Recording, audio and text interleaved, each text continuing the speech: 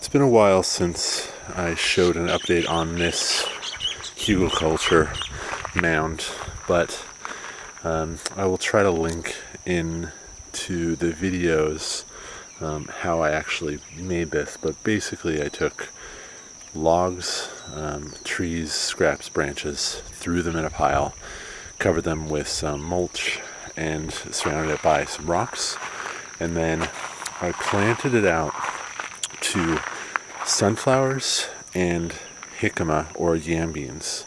So the purple flowered plants here are legumes. They're yam beans, which is also jicama. And I just kind of want to highlight what an amazing job this plant is doing right now in this bed. So first of all, I'm glad I've got a little bee right there showing off that there is quite a bit of bee and butterfly and other pollinator activity going on in this bed. That's one great thing. The second great thing is that the intention is to have this turn into probably a canopy bed. So I've got a banana right there. Now the banana's not doing well. The reason the banana's not doing well is because I planted it kind of directly on top of the hugel mound. So there's like decomposing rock under it. What I've learned since is the bananas should be planted on the outside. So I should have planted a couple of feet to the right. I planted this banana right here in a different bed on the same day, and it's clearly much happier. But with this bed, what I'm trying to do is build up the soil, let the logs and stuff underneath break down, and then let this yam bean and jicama do a little bit of its goodness, which is be like a dynamic accumulator in the soil. So it's going to pull nitrogen out of the air and deposit it, and then as we get bigger and bigger trees, they've got really high quality soil.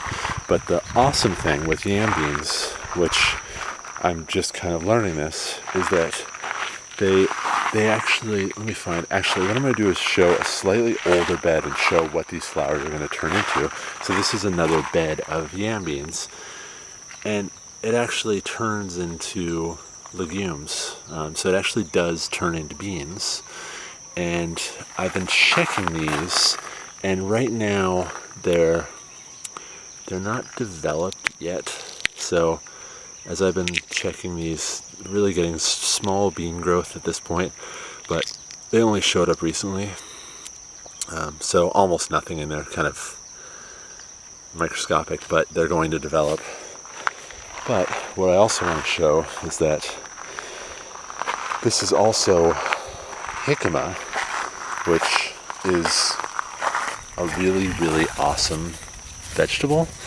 And if you're not familiar with it, you maybe you are and you just don't know it, but I think it's oftentimes it's served as a salad, kind of a crunchy salad thing.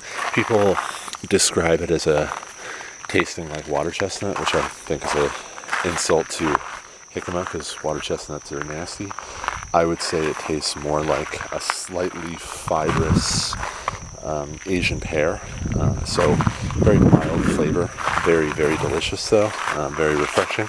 So let me see if I can pull one out. And this bed isn't quite as developed as the bed behind me, but let's see. All right.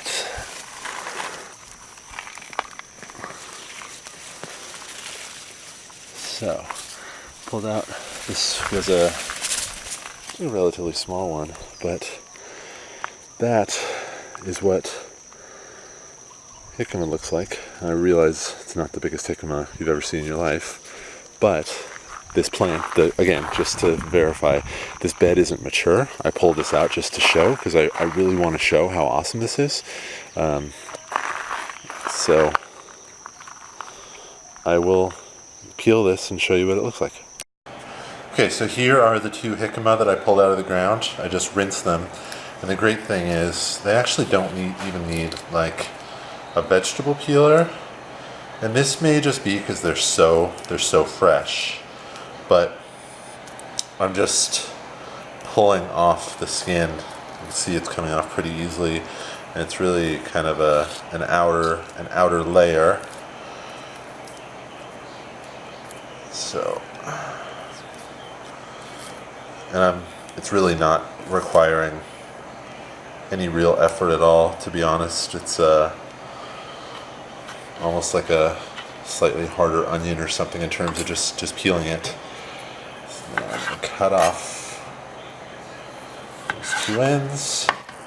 And so the point of this is that you get this pretty beautiful little vegetable, and it was actually a cover crop that I was using, so it was actually there to prevent weeds from growing. So that's pretty great.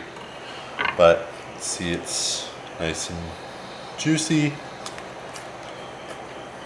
Really good. Really, really good.